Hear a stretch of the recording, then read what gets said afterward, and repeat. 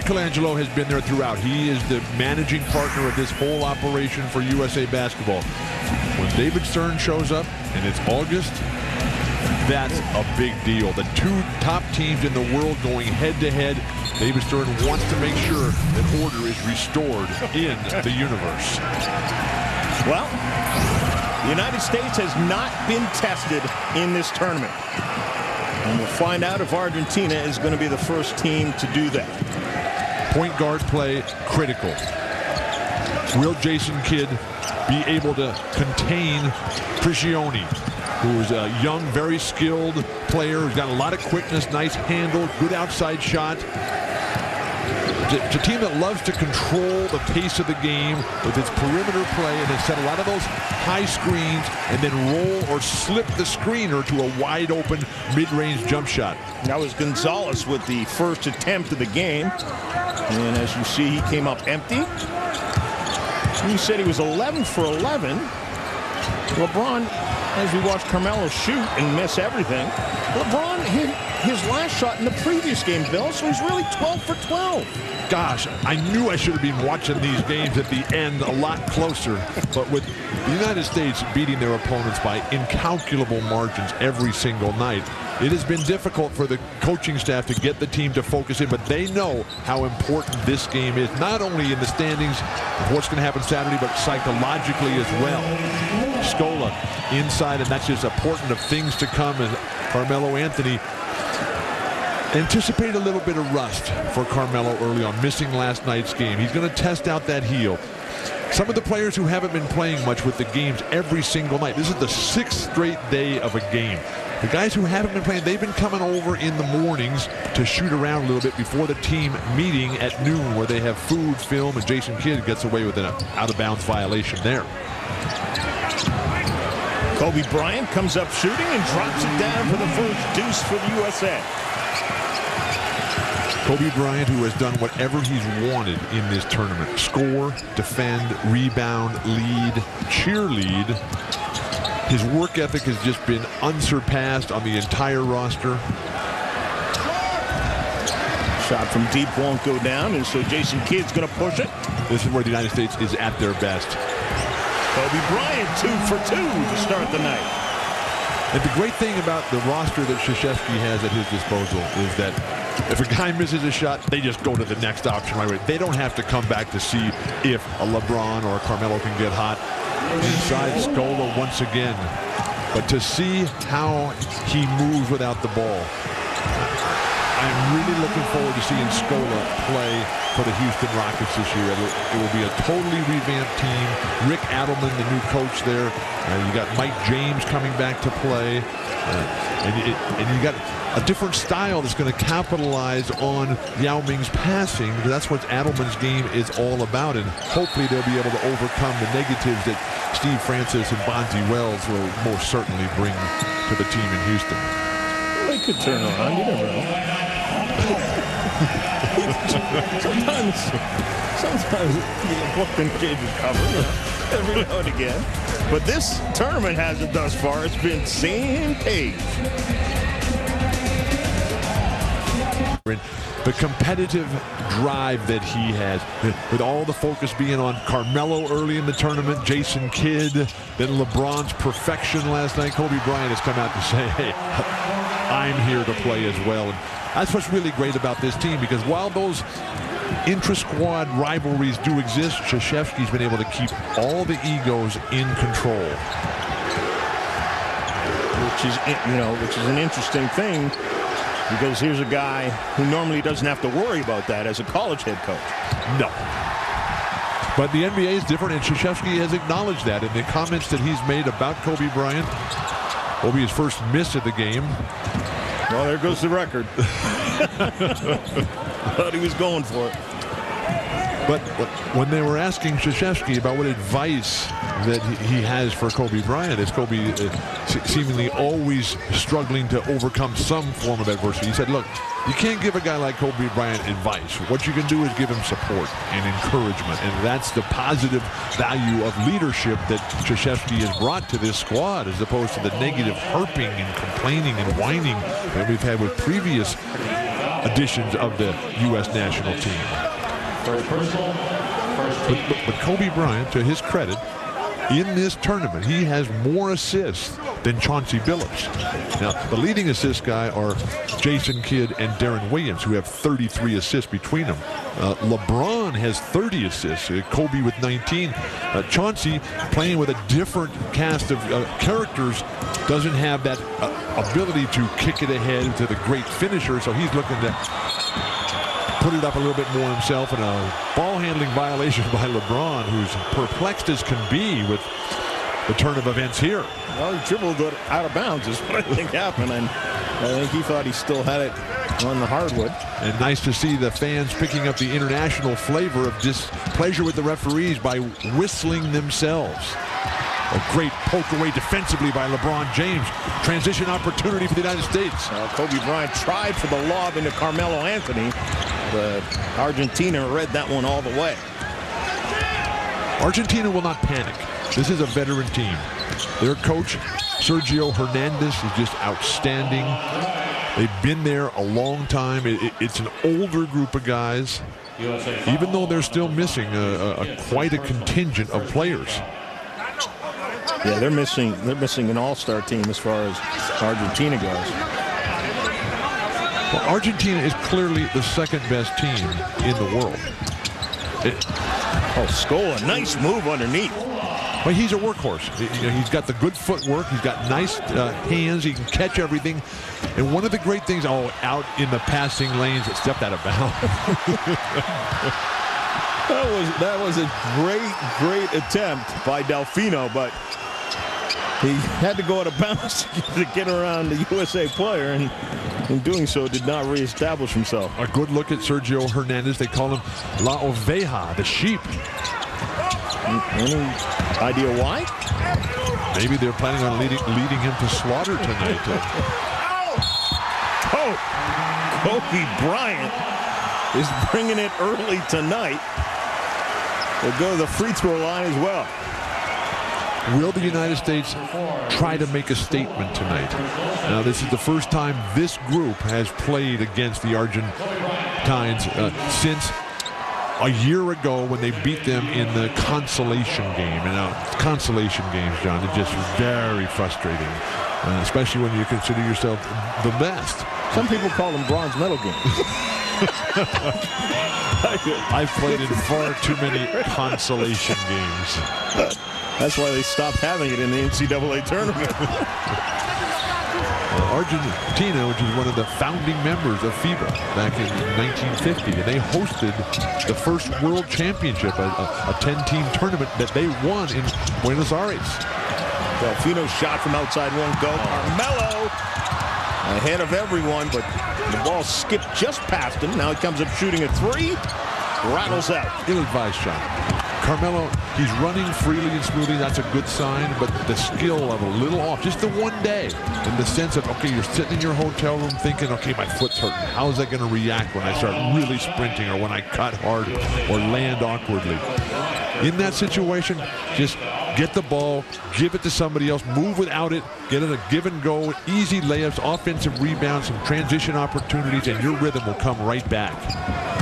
Beautiful back cut, which is the staple of Argentine basketball. Kobe Bryant, back over his head. Jason Kidd to Carmelo Anthony. And Scola thought he had a clean block. He had a lot of ball, but maybe underneath. Carmelo Anthony, who has played one less game than all the other players, with the exception of Tayshaun Prince, who also missed a game with a sprained ankle. Carmelo Anthony still leads the United States in scoring with 130 points through 6 games. The staggering numbers, though, for the United States is field goal percentage. It's just absolutely incredible. LeBron is shooting 80% from the floor. LeBron has made 47 of 59 shots in the tournament.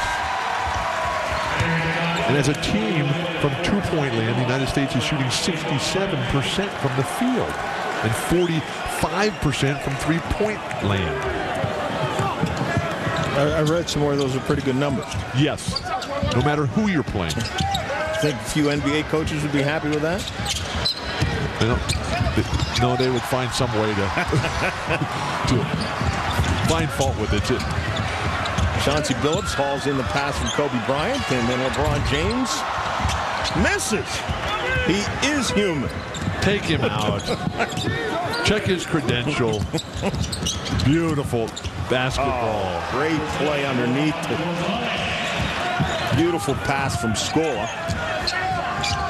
Argentina, which has played in just 4 Olympics, winning the game in Athens. The gold medal, Kobe Bryant, unstoppable on his way to the basket. And the sense of every game, it's somebody different. Whether it's Carmelo early on in the tournament, he gets hurt. LeBron last night. Tonight it's Kobe Bryant. How are you going to stack your defense up? This is an unstoppable team. And offensive foul. Scola. Well, it was interesting because they had worked themselves into a mismatch with the guard Chauncey Billups on Scola. And somehow Scola, well, and gets his little chicken wing in there. Chauncey's holding him, though. Chauncey pins him down, and the veteran champion player that Chauncey is, Kobe Bryant. He said LeBron 26 and 14 last time. I'm going to go for 26 in the first quarter tonight. Well, those little competitive battles, Coach K won't mind at all. So our double-digit lead here with 2 minutes, 52 seconds to go. Scola once again is just working over Dwight Howard inside.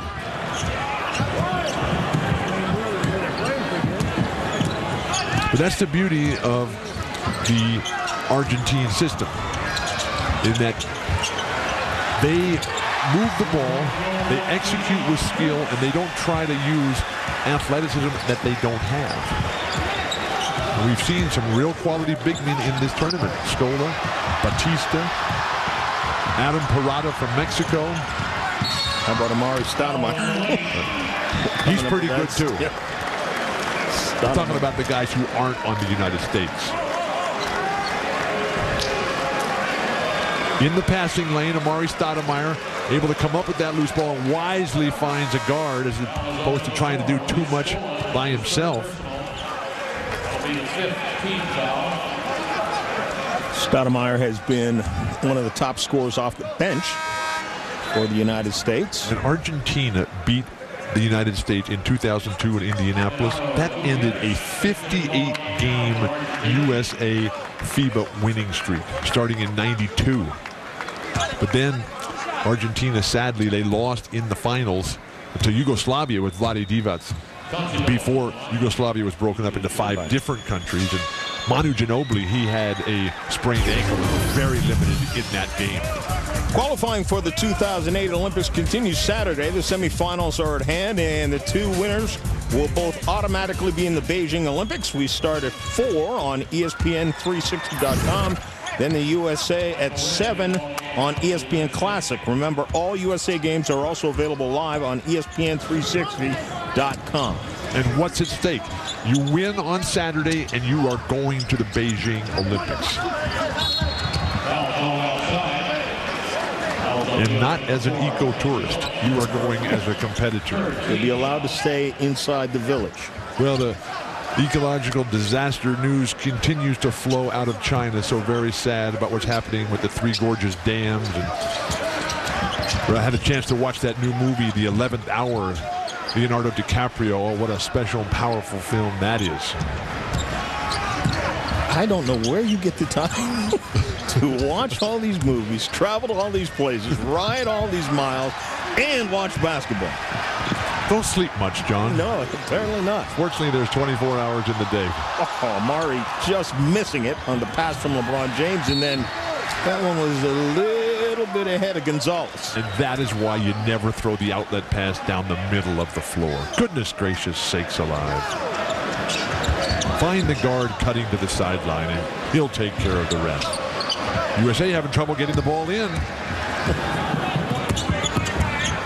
Haven't seen or heard much from Carlos Delfino at this point in the game. I know, and I had mentioned we would talk more about him. He, of course, traded to the Toronto Raptors after 3 years with the Pistons. Carlos got hurt just before this tournament started, and Brian Colangelo, the outstanding general manager for Toronto, extremely concerned. But Carlos has been playing better and better as the tournament has unfolded. So gets the last touch by the U.S.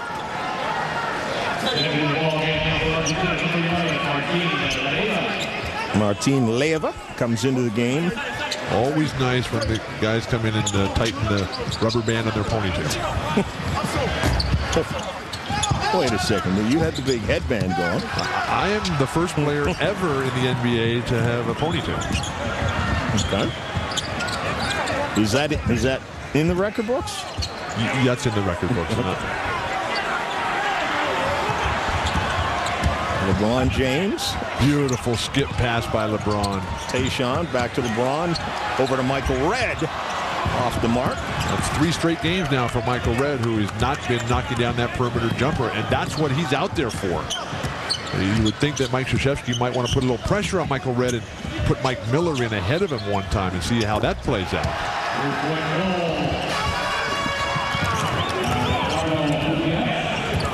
Gutierrez knocking down a three-pointer. Three-point shooting, ball handling, ball movement, and quality big men running a system. That's Argentine basketball. Final 10 seconds of the first quarter here. Chauncey Billups. Back out to Michael Redd, in for a closer look, and off the mark. LeBron James' decision-making, even though the shot's not falling, the numbers aren't there, it's just been absolutely flawless. He's picking out the right play every single time. United States dominant here in the first quarter. This is the FIBA Americas Championship. Again here, 28-13 as we start the second quarter. Kobe Bryant with 15 points in the first quarter, Bill. Sizzling Kobe Bryant. 6 for 8 shooting, 3 for 4 from 2-point land, 3 for 4 from 3-point land. Kobe Bryant just distancing himself from the rest of the squad. Offensive foul on Dwight Howard, just running over his opponent from Argentina.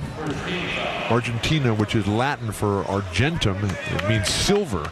Because when the Spaniards came down looking for everything, they saw mountains of solid silver up the Rio Plata, the river that separates Uruguay from Argentina. But they were looking for gold. But they took the silver.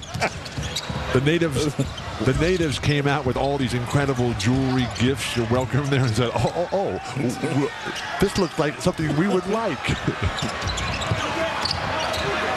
Scola has 3 fouls for Argentina in 1 quarter of play. So it's going to be interesting to see if they can keep him on the court. Kobe Bryant draws the foul on Prigioni.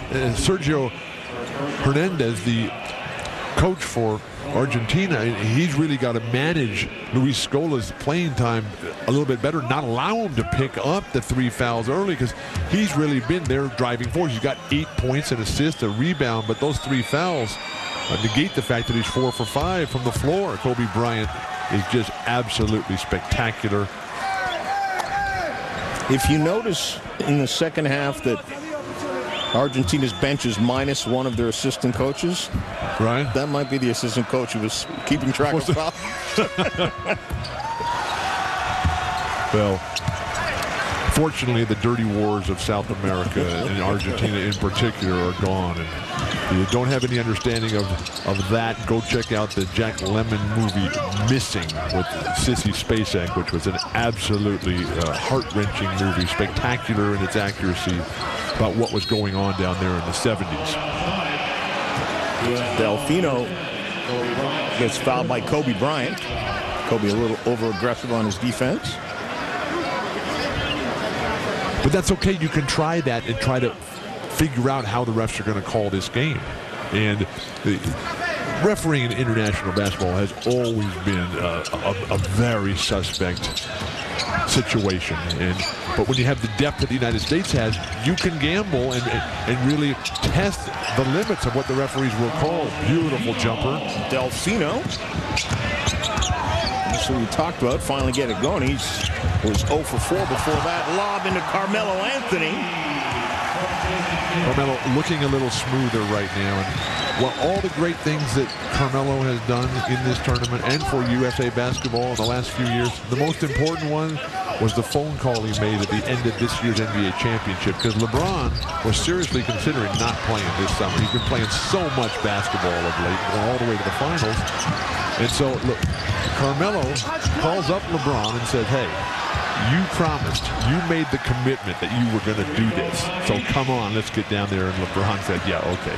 And LeBron is here. We witnessed the record-setting performance last night. But when we speak of those records, 11 for 11, never forget that Wilt, at one point, had a game where he was 18 for 18. He had another game where he was 16 for 16. These are NBA games. Another game he was 15 for 15. And over a 2-week period in one time, Wilt had 35 made baskets in a row in NBA competition. That guy was unbelievable. If he was playing the era of ESPN, he would have his own channel. You're probably right. Or at least his own reality show. LeBron James down the lane. Gets fouled hard. Carmelo Anthony trying to get through the screen. Good use of the shoulder and the elbow. A little bit of a lean, and Carmelo Anthony getting the brunt of that blow to the upper torso. That was Leo Gutierrez. National Football League teams might want to take a look at him after that block he was throwing. Mike Miller's on the floor now for USA. Carmelo drives. Oh, my! I don't think I have ever seen Carmelo throw one down like that. Obviously, the heel is bothering him tremendously. I think we're seeing Kobe, LeBron, and Carmelo pushing each other the way that the opponents cannot do. That was truly a remarkable throwdown. Tijoni, no good. Howard ahead to Jason Kidd. Lob up for Carmelo Anthony again. Argentina, they need a timeout. Or a phone call to Manu Ginobili and Alberto and Pepe Sanchez and Walter Herman and all the other guys who aren't here. Fujione, nice fake and a good pass, and then the dump off to Leyva.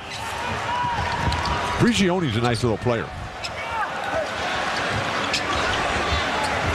Unfortunately, Nice is not getting it done here. Well, he's playing against Jason Kidd. How many of these Argentines would actually even be asked to try out for the United States team? Carmelo Anthony is sizzling. And these guys remember how embarrassing it was, how frustrating and disappointing it was to take third in the Olympics, to take third in the World Championship in Japan last year. They are not interested in doing that again. Thus, the emphatic throwdown by Carmelo, who then comes right back and gets out in transition. Well, because especially the Olympic bronze will be forever remembered as the first dream team that did not win the gold medal in the Olympics.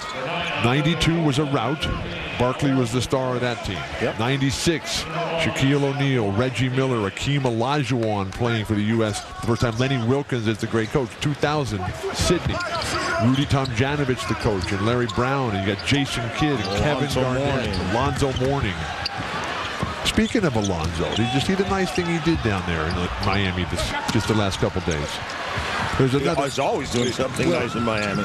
Well, there's another cop killer down there, and Alonzo has put up a huge cash reward for the community to come out and say, hey, let's get this guy and find out who's taking down the people who defend us every day. That doesn't surprise me at all. It's Americans. Because when you look at the NBA Citizenship Awards, they're all named after David Robinson. They're named after Joe Dumars. When Alonzo finally does hang him up, they're going to have to change some of those names, because this guy is right at the top of the list. And the United States is just on fire right now. Doubled up now, 21 points. They call it Tierra del Fuego, the bottom end of the South America. Now this Argentine team, as we will show you a little later on is not their top squad that they could field.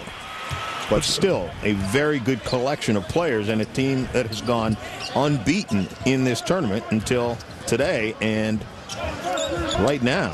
But Argentina, one of the few countries on earth that is bicontinental. Part of South America and Antarctica, the way that Turkey is part of Europe and Asia. Russia is part of Europe and Asia. Egypt, Africa, and Asia.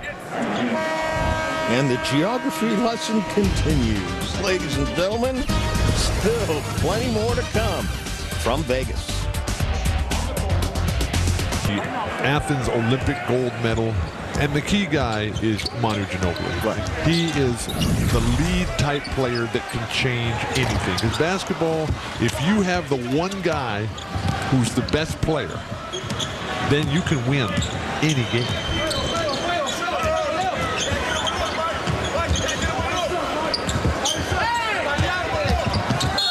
Argentina going deep into the shot clock again and then drive down.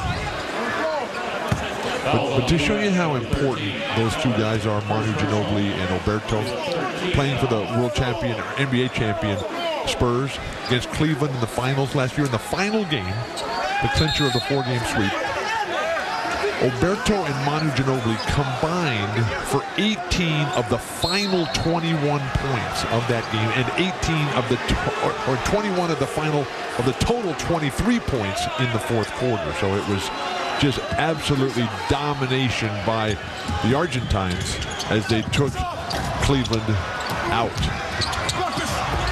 Gutierrez shot first wouldn't go, but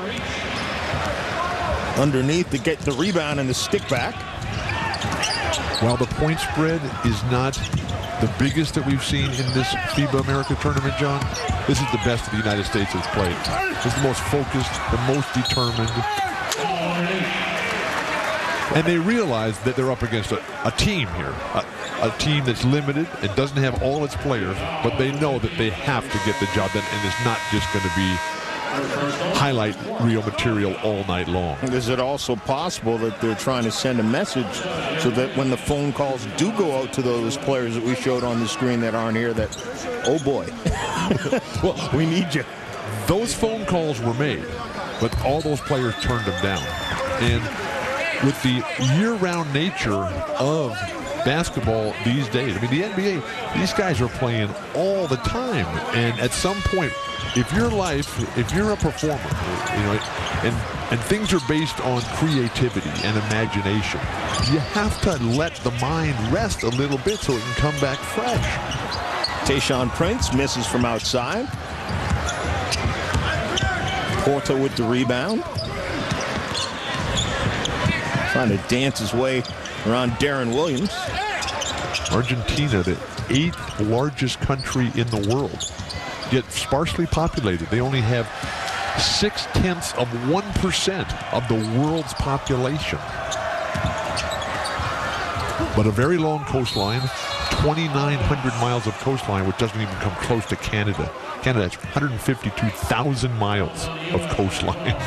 Wow, but then we'd be bragging if we were to talk much about that. You know, Canada has a lot to brag about, but not tonight's basketball game. No, tough loss to Puerto Rico, but Canada finishes in the number 5 spot and thus qualifies for the pre-Olympic qualifying tournament that will be held in July next year. So does Steve Nash come and play? We can only hope. We Canadians can only hope. But Steve, you know, for anybody who wonders why Steve Nash was not part of Team Canada, he has put in a lot of years with the Canadian national team, and it's not as if he hasn't put his stamp on that program. He's done his job. There's not much he can do other now than inspire young people to come up. And for him to come out and try to play again, I don't think it's a good idea. I don't think he should. Steve, by the way, is married to a South American woman, Alejandra from Paraguay. Paraguay, one of the 2 landlocked nations in all of South America. Well, here's a look at who's in that qualifying tournament for the Olympics. Cameroon and Cape Verde, Lebanon, South Korea, and you can see Canada qualifying in the New Zealand in there, Sean Marks. Now, that site has not been determined as to where this tournament will be held next year, just leading up to the Olympics in Beijing. With it being so close to the dates of the Olympics, Chauncey Billups, you would think that it would be played somewhere in Asia, you would think, wouldn't it? How about Hawaii? Well, that's not quite Asia. It's on the way. Nobody would complain. No, it's on the way. Well, how about Macau? We've seen the stories of how Macau is. Macau is Las Vegas. It's except 10 times bigger. Exactly. And it's the only place where gambling in China is legal. And so you have 1.3 billion people trying to come down to Macau, and what they're doing over there is just absolutely staggering. I was actually in Macau. That bank deal. Come on. You've got to call that. You've got to call that from the free throw line. I'm sorry. But I'm not going to discourage anyone who's wearing a ponytail on the basketball court. I started to say I was in Macau before the British handed Hong Kong and Macau back to the Chinese, and maybe about 2 years before it actually happened.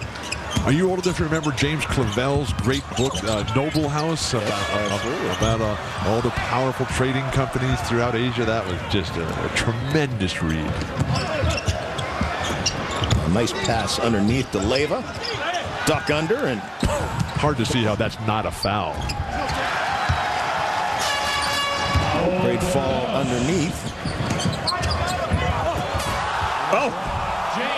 LeBron James flies up and throws that one down after Quinteros had scored at the other end. And Chauncey Billups says, yeah, thanks a lot, Coach Krzyzewski. Let me play with LeBron a little bit. Let me play with Kobe. Let me play with Carmelo, and we'll see who's leading the team in assists. Beautiful drive, but just unable to find the range. Yeah, that's been the problem underneath for Argentina, is finishing. What if you could learn shooting from perhaps the best shooter in basketball history? Now you can. Better Basketball, home of the world's best improvement videos, brings you the ultimate in shot instruction. An all-new 3-hour DVD, Better Shooting 2. And as a bonus, you'll learn the shooting secrets of J.J. Redick. The video will build your entire shot, from footwork up to the finishing stroke. Buy Better Shooting and the entire Better Basketball DVD series today and start improving tomorrow. Call 1-800-BETTER-B or visit betterbasketball.com. It's going to be great, too, because Dwight Howard does a great imitation of Shaq. Oh, really? That's right. So people are going to want to stick around and see that because it's very, very good. Well, Dwight Howard, who is shooting 77% from the floor, the team's second leading rebounder behind Amari Stoudemire. Dwight Howard on cue was 6.5 years old during the original Dream Team in '92. That's how young this whole squad is, which has been stabilized and solidified by the addition of Jason Kidd and Chauncey Billups. The United States, the closest they have been in halftime, their slimmest halftime lead was 14 points. That was against Mexico. Now that's a rebound right there. Mexico, the only team to shoot above 40%, as the Americans' opponent's field goal percentage is incredible. And if Dwight Howard would play like that offensively during the course of the NBA season and just be able to turn and just put it right in the guy's face as opposed to being just a dunker, then things would really start looking up for Orlando. But with Stan Van Gundy coming in, you watch, this Orlando team is really going to take off this year, particularly if Jameer Nelson can develop the kind of consistency that some of the other top point guards in the NBA have. Final seconds here of the first half. Porta. Well, Porta means door. And they have shown him the door. He just had it slammed in his face. Oh. Yeah, LeBron's overall game here, playing a lot like Bill Russell. Notice how he just waited and he cut off all the angles, and then when the Argentine player, all he could do was just come right back in, LeBron just tapped it away. And we'll have a timeout on the court here with 11.8 seconds to go in the second. 28 is the lead. The United States, fewest points they've had at a half was 54 against Venezuela, but still easily cruising here. Argentina is an outstanding basketball team. Scola, who's had the 3 fouls in the first quarter, not been a factor here in the second. And the United States, to Krzyzewski's credit, he gets all 12 players involved. Tyson Chandler up pressing in the backcourt. Nice give and go for Argentina. Oh, there's that putback Leyva does that would have been disallowed in the NBA. But on the cylinder, you're allowed to touch it. One of the nuances of international basketball. Here's a look again at the numbers for Kobe Bryant and Carmelo Anthony. And Bill, again, I point you to the top line, and that's the minutes. Kobe Bryant, 17 points on 8 shots, 3 for 4 from behind the line in only 10 minutes. The FIBA Americas Championship continues from Las Vegas. United States up 19. Thus far, the United States, it looks like, is going to face Puerto Rico, and Argentina will face Brazil. And I think that's the toughest matchup, Puerto Rico, for the United States, because the United States has gone down to Puerto Rico in big games. And Carlos Arroyo and Larry Ayuso, they're the type of guards that can control the game the way of Manu Ginobili. Now, those guys aren't as good as Manu, but you get hot in one game, and that's what happened against Greece last year, which is why this tournament is held in Las Vegas, which is why we're here, which is why these games are on right now, because the United States has to qualify, not winning the World Championship a year ago. Well, they've definitely come here on a mission, and they have shown just how focused they are. And we've given a lot of the credit to the players and to Kobe and to LeBron and Carmelo. And I really think we have to give so much credit to Coach K and his staff. And Jerry Colangelo, too. Well, for putting together the staff. The dream, the vision. Yep. How are you going to do it and not panicking when it didn't go all the way right a year ago against Greece? To LeBron James, a little throwdown. No, exactly. That's a great point, because I remember them walking off the court after the loss and thinking to myself, oh, my goodness, maybe this is just not going to ever get turned around. Maybe this is a corner that's not going to be turned. Greece torched him. Greece outplayed him. Vasilis Spanoulis just absolutely controlled the flow of the game from the point guard position.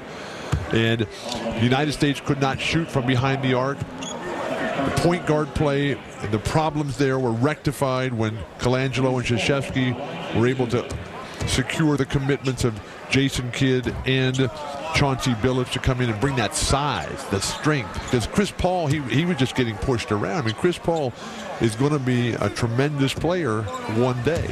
But all these guys are from around the world, John, they are fully developed and mature men. And Chris Paul is really just getting started in his professional career.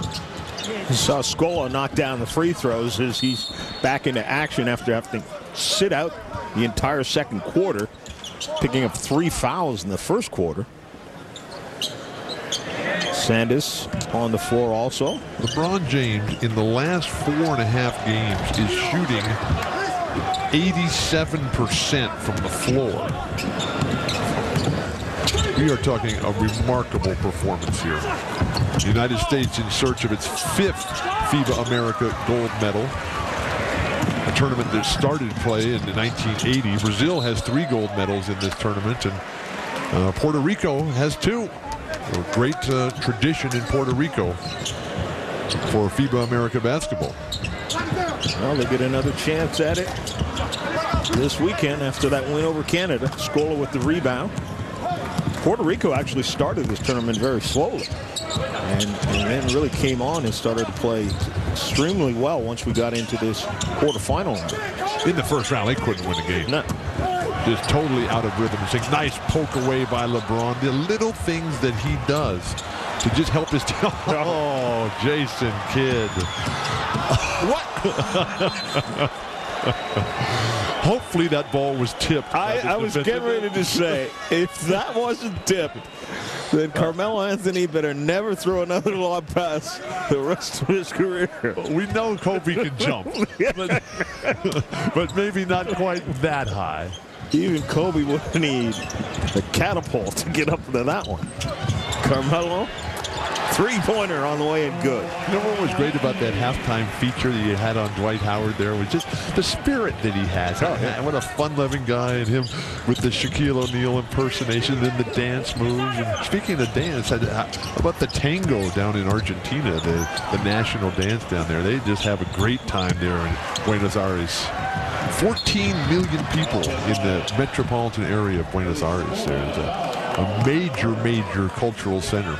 On South America, the 4th largest continent in the world. There's only 40 million people in the whole country, right? Right. Wow. But there's a lot of space.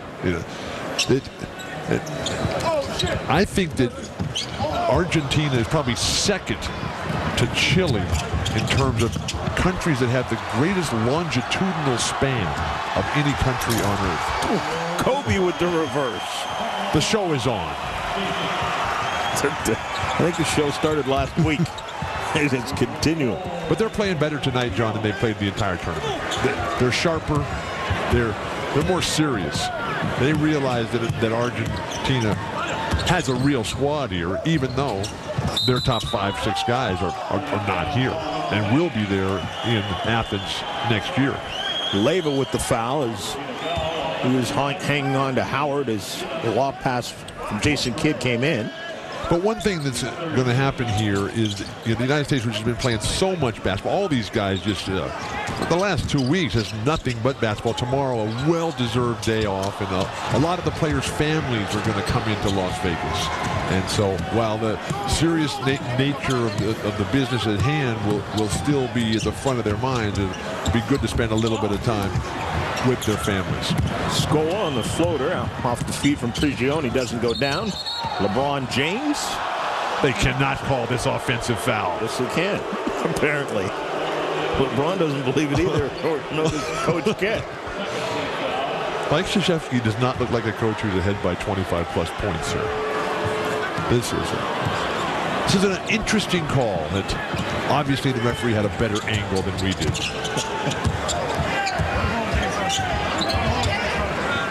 My new website has been getting lots of hits. I love therefs.org. I'll be long pass. Oh, and Carmelo doesn't finish. Says, "Give it back to me. I want to finish." But LeBron does it himself. A player down for Argentina. We can only hope that it's just exhaustion or a bruise. Yeah, getting ready to come up. Scola.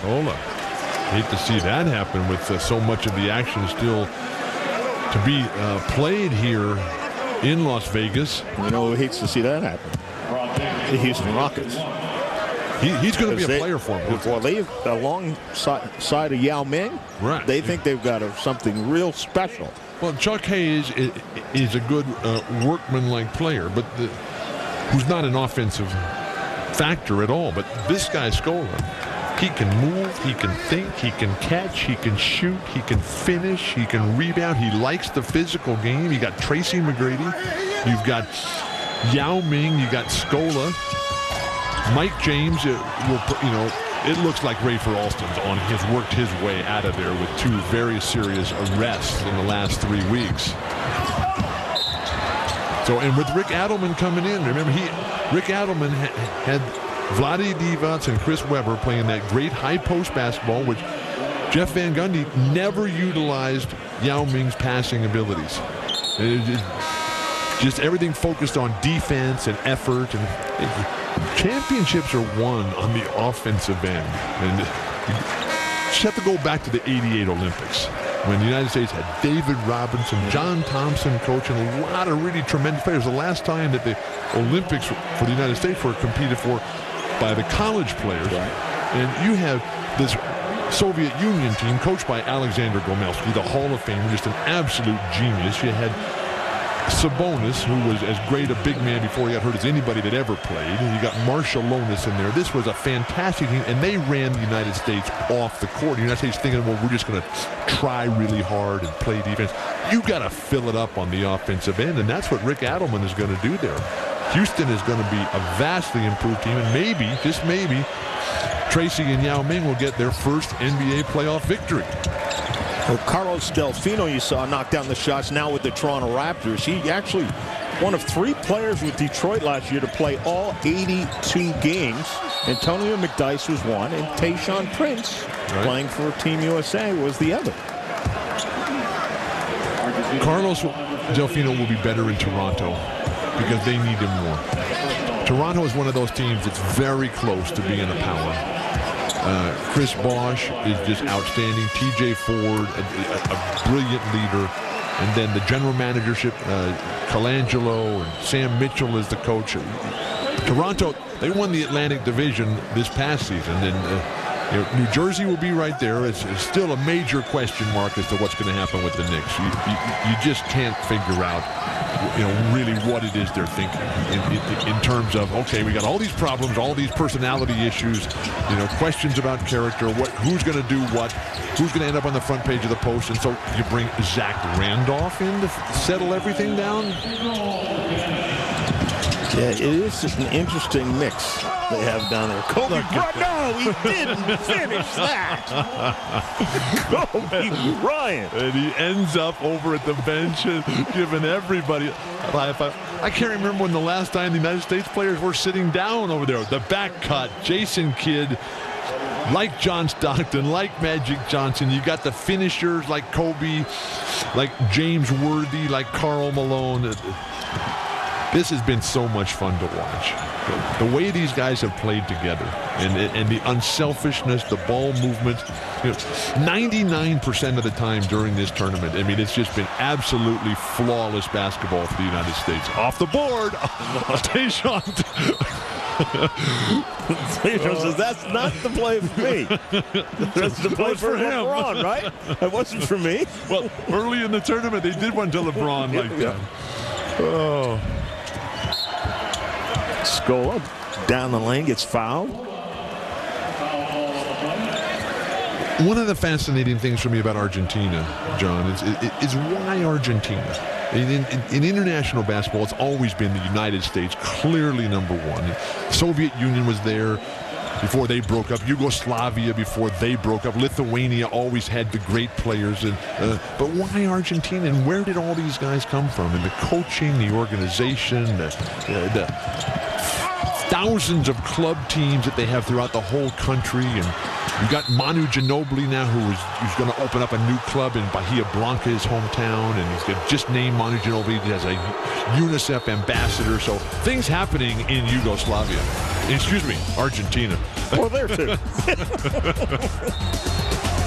In Argentina, a soccer game.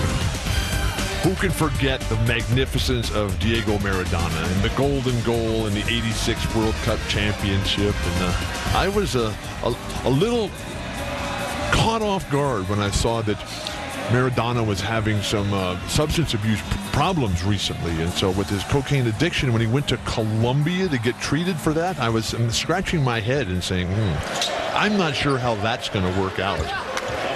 That is interesting. It's like being addicted to vodka and going to Russia to have it beaten. Just another turnover. It's almost as if the USA just has to wait for someone to throw them the ball. But the amazing thing is, as one-sided as the game is, the score is only 22 points. And while there's no real threat that Argentina is going to come back and take control of the game and win, a 22-point game in this tournament, the way the United States has been winning every game by more than 45 points per outing, is truly remarkable that Argentina is this close. And by the way, Bill, before I get all the phone calls and the emails from people in Russia upset about me saying that, I'm talking because they make good vodka there. I love Russia. That's what I meant. I wasn't trying to infer anything other than that. John, just give them my number. Oh, Kobe just weaving his way. I mean, you would think this was Game 7 of the NBA Finals, the way Kobe is playing. The chants of USA, USA, Kobe, Kobe. Las Vegas is really a Laker town. Yes. And with the heat wave that's ravaging the western United States right now. 112 degrees in Phoenix and well over 100 in Las Vegas. Southern California sizzling as well. Delfino from outside, no good. There's a fascinating column this summer written by Timothy Egan about the first doomed city and how the environmental havoc that we are wreaking on our planet here that's fully exposed in the new DiCaprio movie, The 11th Hour, and how if we don't really start taking care of things, it's going to be a major problem, and all these fun and games that we're having will no longer be a part of our lives. Beautiful ball with the finish. I love the way they flash into that high post area and then dump it down to the weak side duck-in man. Kobe Bryant loses the handle by himself. Delfino dumps it off the score. Now, I'm old enough to remember when the guard used to come to a stop at the free throw line there and hit that guy. The fabulous execution of the 3-on-2. Argentina has it down to 21. Which is a good number in Las Vegas. But let's go back to the conversation that we were having about why Argentina and what's going to be next. Because China, is coming in everything. You've seen Yao Ming. You've got a glimpse of E. Brazil, with their population base and guys like Barbosa and Ferrajao, Nene, they're going to be a power in years to come in international basketball. But the country to really watch right now is France. I mean, what Coach Claude Bourgeot is doing over there to get Tony Parker, Boris Diaw, Rony Churyov, Pietrus from Golden State, Petro and Gelabal from Seattle. These guys are all 23, 24 years of age, and they are having major impact on the NBA, on separate teams. You put them all together with Claude Bourgeot, and France is going to be a power for years to come in international basketball. Well, France has been a great stopping point for a lot of American professionals who've gone over and played in Europe. France, Italy, Spain, of course, the traditional countries. But France, one of the stops I know in talking to several players who've played over there, so one of the great places to go play. Who would not like playing in France? Good point. What a great spot. Gutierrez from outside, no good. And speaking of France, you just mentioned how wonderfully their basketball is progressing. We all know about their traditional success with wine. Argentina has a fabulous wine-growing region. It's just an incredibly lucrative business, and Michael Redd finally gets untracked. But the big story, Bill, I think that's the first time that I've heard the shot clock buzzer go off during a USA possession. Good. Well, we all know that Mike D'Antoni is sitting over there in the ear of Mike Krzyzewski. Mike D'Antoni, who has done so much to save basketball. And, how's that not a double dribble violation? Michael Redd gets away with it. But the great Jack McCallum book, 7 Seconds to Shoot, where they want to get it up and get it up with under 7 seconds taken off the shot clock.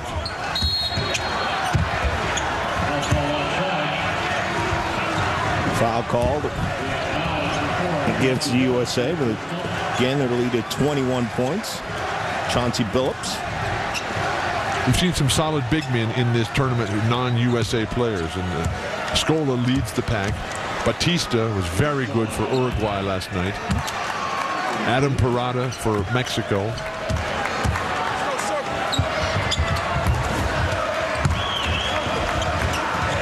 But these are guys who, as their careers evolve, and the more they play against the Dwight Howards and the Amari Stoudemire, you're going to see greater impact. Because unless you play against top-level competition, you have no idea how hard you have to work. And that's really what the Dream Team in '92 did. It showed the gap.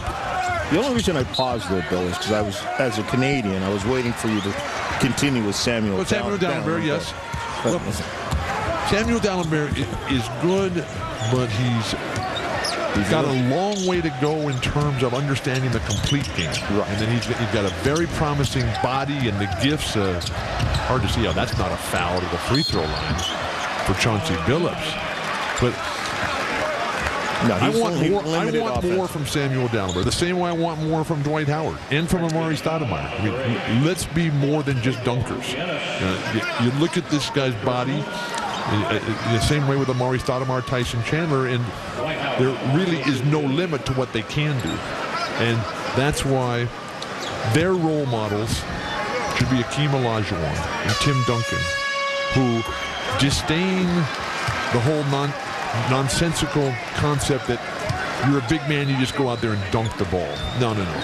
Akeem, Tim Duncan, Kevin McHale, they studied the games of Jordan, Bird, Oscar Robertson, the great guards, the creativity, and then they incorporated those guys' games with the body of one of the true winners of the genetic lottery, and now you've got a historical level figure.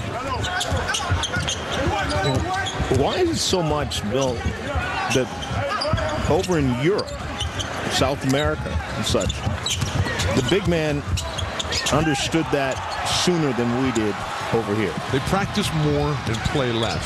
Fewer number of games, more practice time, more structure, and more development of skills as opposed to just being big. And the coaching that they get over there, everything has changed. The list of reasons for the decline of the big man in United States basketball is a very long list, including a lack of coaching at a very young age, where shoe companies and sponsors become more important in their lives than their coach, who's trying to teach them life's greatest lessons. 1 quarter away from the top seed in the semifinals here at the FIBA Americas Championship in Las Vegas. The United States leading Argentina right now by 21. The fourth quarter is still to come. See if they can put a stamp on an undefeated record. John Saunders and Bill Walton, the FIBA Americas Championship from Las Vegas. 21 points is the closest any team has been going into the fourth quarter against the United States in this tournament. Coming into tonight, it was 23 points by Mexico. That was 101-78 at the end of 3. But tonight, Argentina not playing that well and still within 21 points here. The lowest scoring total game for the United States at the end of the fourth quarter has been 112 points. So the United States, a far cry from that. Beautiful inbound pass to Kobe for 3. Can't flush it down, though.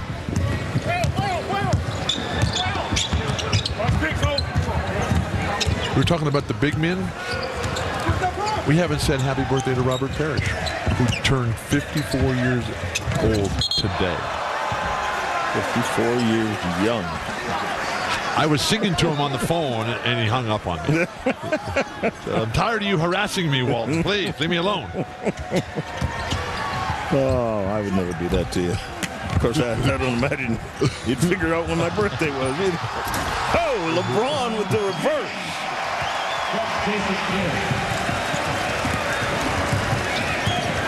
Jason Kidd is such a difference maker between this year's team and last year's team. And even when he goes out, with no disrespect to Chauncey Billups, the game changed. It just opens up.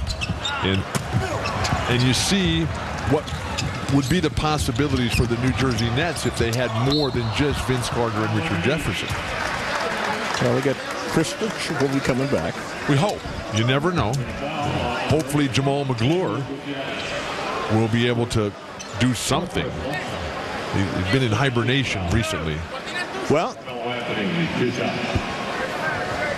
it's been said around Toronto, because Jamal McGlure had made it public that he wanted to go play for his hometown Toronto Raptors. And Brian Colangelo said if he doesn't want to play for his country, why would he want to play for us? Yeah. And so Jamal McGlure's decision not to play for Team Canada may have in fact hurt his chances of going back and playing for his hometown team. Well, it's frustrating because you have these guys with immense talent. Jamal McGlure has been an all-star. Eric Dampier.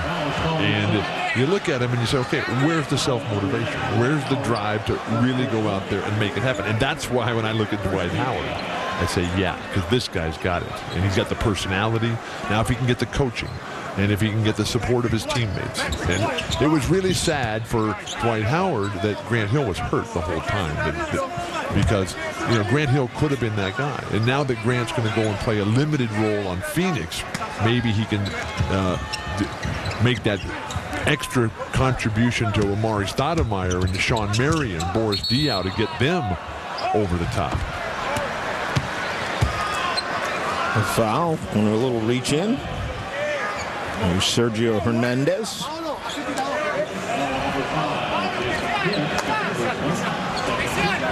Still not into the bonus. Delfino put things into play. Come back in and get the ball back and comes up shooting. Knocks it down.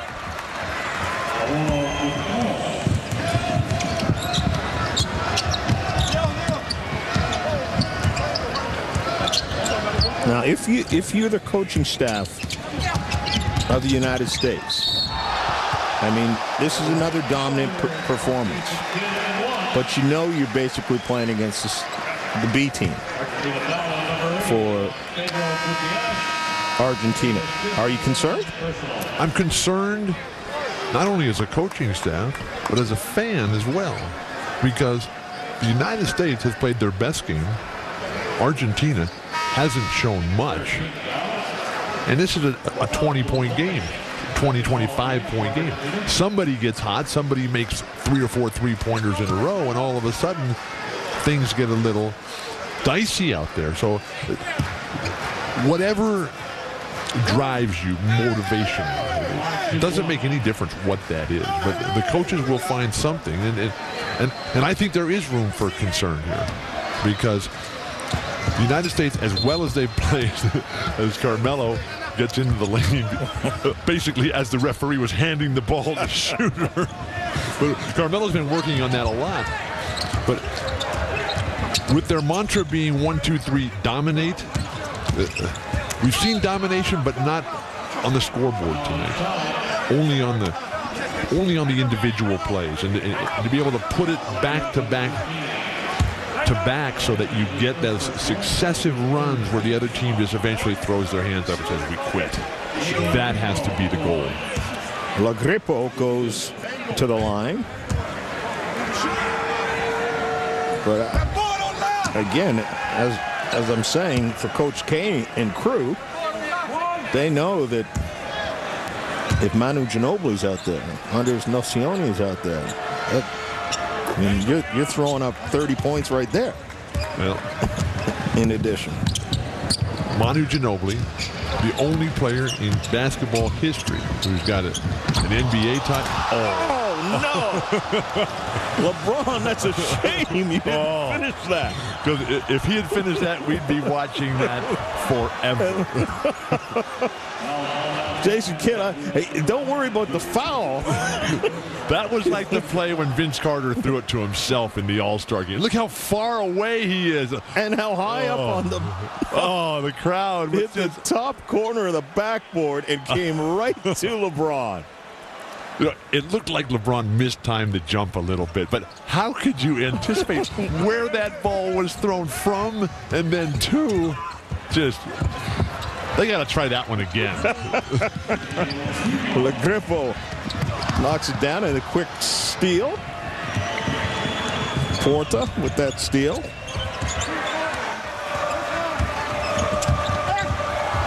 Beautiful hands by Dwight Howard. You know, Hakeem Olajuwon used to do stuff like that all the time. Yeah, Hakeem Olajuwon, he was always up at the league leaders in steals per game. And the guy's 7 foot playing center. Dwight Howard, 3 seconds, I would think. Or 10. Ooh, 18 turnovers. Turnovers a wash. United States. And the United States getting out-rebounded through 3 quarters tonight. So there'll be plenty for the coaches to point out tonight. Well, if there in fact is a second meeting it would be in the gold medal game. So that would be very, very interesting to see what adjustments the U.S. would make. Jason Kidd with a nice little steal there. Finds Carmelo Anthony. Fine, Jason Kidd. Showtime. It's a little Harlem Globetrotter action going on right there. And Kobe's saying, well, look, we just got called for 3 seconds on the previous possession, so we know they're not going to call it again. But, John, the hardest thing to do is to beat the same team the second time, especially when you're rolling in the first game. Because then you go back to the hotel, we had them. There's no way they're going to be able to come back and beat us. Then the opposition comes back. They're angry. They're upset. Their pride comes into play. You don't have the same level of self-motivation, and you don't come out and play as sharp with that fear of, hey, if we don't play great, we're going to go down today. Lagrepo again at the line.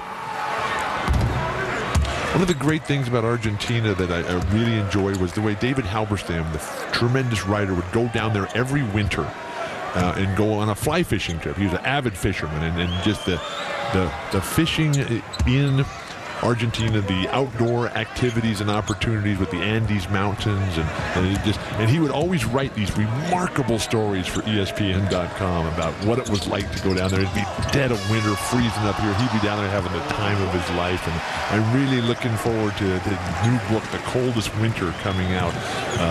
Be coming out this September, and before he tragically died last spring at 73 in that so sad car accident out in Palo Alto. There's that high post play, so reminiscent of great international basketball. The flash up to the high post, a quick entry pass, and then either make your own move or dump it down to guys in the weak side. But Kobe Bryant, unstoppable on his way to the hoop. Is there any danger at all, Bill, that when this squad, okay, they have not faced any adversity this past week, right? Let's throw them into the Olympics now, and suddenly they're in a tight game. Is there any danger that suddenly the system breaks down and people start trying to win games by themselves? There's always that danger, and what you would try to do if you're in a beautiful drive, just teased him. Porta says you're not going to slam the door on me this time. Cerrado la puerta. But you know who used to do that play all the time? With Norm Nixon. Duquesne University, the Lakers, the Clippers, just absolutely fantastic. He tease you on one side and then just flick it up on the other. If you're going to play against the United States with a realistic chance of winning, I would pack it in the tightest zone defense you possibly could. Figure that the centers are not going to be the high post type of guys that international play really favors. And then I would make Jason Kidd a scorer instead of a passer. And then on the offensive end, you just cannot turn the ball over at all, because that's where this squad just absolutely gets out and goes. Now, we haven't seen the United States ever pushed in this tournament to have to play a setup game. I mean, the whole time. They're great pressure defense up in the passing lanes, phenomenal shot blocking in the back line by Howard, Stoudemire, and Chandler, and everybody's just out in the races the whole time. But if you get a great point guard who can control the flow, a lead player like a Manu Ginobili, then you got some guys who can shoot, play a smart defense, and hope that the United States is having an off day from behind the arc. That would be the dream to try to upset this fantastic U.S. roster. Chauncey Billups with that last two-pointer. And I would imagine that would be the answer for Coach K. If Jason Kidd couldn't beat you, then you throw Chauncey Billups out there. Because the thing with Jason, and it's the same with LeBron James, is that some games, they're the best shooters in the game. But other games, when they have the same exact mechanics, those shots don't fall. And that has always been really the story. Oh, my gosh. And that's why Chauncey Billups. Whose game completely complements Jason Kidd's. He was listening, obviously. Wireless. John Saunders and Bill Walton, and we decided to see what Bill would put together of 12 players not on the United States team. And as we look at who you put on the team, no questions about your picks because you could substitute here and there. My question is, how would this team do against Team USA? These are all the best players that I've seen in the tournament, but they would have trouble, real trouble with the United States because they're missing that one lead player. And that's what Manu Ginobili is. And he is the type of player by himself, and that's the beauty of basketball. Because you can come out, and if you're the single best player, your team has a phenomenal chance to win. Because it comes down in a tight game to one guy making the plays. And Manu can make those plays. I'm not sure. I mean, Carlos Arroyo, when he's on fire, he can make that type of play. But will he be able to make it against Jason Kidd? I don't know. But we've seen Manu do it all the way to the championship level. I would still take the United States against the entire hemisphere. Quinteros knocking down the shot. The question is, how close could it, seriously, if we put that team together and put them on the floor against this United States team, would it be any different than any of the games we've been watching this week? No. That team that we just saw. You put Alberto Nociones, Manu Ginobili, then there's a chance, a slight chance, but still a chance. You're talking about historical level players here. Kobe Bryant, LeBron James, Jason Kidd, Carmelo Anthony, the future, the great big men talent that the United States has, and Howard and Stoudemire and Tyson Chandler. Those guys really haven't had to do anything in this tournament. Let me ask you this, going back to the NBA, and we talk about the international game and such, a lot of people, myself included, would like to see the NBA go to what the National Hockey League did for a number of years with their All-Star game, and that was put the North American players against the non-North American players. Would you like to see that in an All-Star? Absolutely. But you then have to expand the All-Star weekend, which is already action-packed, and to try to get it into a serious game, which unfortunately the All-Star game it no longer has that real competitive edge. But that's what I'm suggesting. That might throw it back into it. Well, I would like to see that as in addition to the current All-Star game, but the fact that these guys play so much basketball right now, and I think that's a concern that David Stern and Jerry Colangelo, they have to address. If you're just going to wear the guys down, I mean, that's one of the reasons that is the reason that Manu Ginobili is not playing right now, and Alberto and Nociones. These guys, they just have to get some rest, and LeBron's not getting any rest. Carmelo's, his season doesn't go as long. Carmelo, right? They've never been out of the first round of the playoffs. Kobe Bryant, he's played a lot of basketball in his life. And while it's really nice for the marketing aspects of the year-round nature of it, at some point you have to look at the quality of play and the ability to bring it up for the biggest of moments. And that's why in the NBA playoff basketball is so much better, is because fewer games and less travel.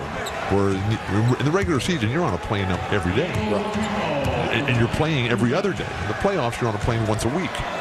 And you're playing 2 or 3 times a week. In this tournament, you're playing every day. 10 games in 12 days. And while we can sit here and say, well, that's no problem, it's no problem for the United States guys because they're playing 15 minutes a game. Right. With Batista and Scola, they're playing 38 minutes a night. Michael Redd runs out of real estate. Miller, finger roll, won't drop down. Final 2 minutes of what looks like it's going to be a coronation, at least as far as the first round and quarterfinal round goes. The United States will remain unbeaten and will be the #1 seed going into the semifinals on Saturday. 19-point victory here. Tayshaun Prince gets hammered on the way to the hoop. This will be the closest game by far. Know that the Andes, that great mountain chain that goes from the tip of Tierra del Fuego all the way up to Colombia, but they have in South America Mount Aconcagua, which is the highest peak in the Western Hemisphere and the second highest mountain outside of Asia in the entire world. I think that Carmelo Anthony jumped over Mount Aconcagua to throw that one down. Thought you were getting ready to see if you're going to climb it. There's a look at the semifinal bracket. The United States will meet Puerto Rico. Brazil against Argentina. Remember, Argentina and Brazil, that was an overtime game. Argentina had to get through. And Brazil had them. Yes. But Argentina, they are so confident.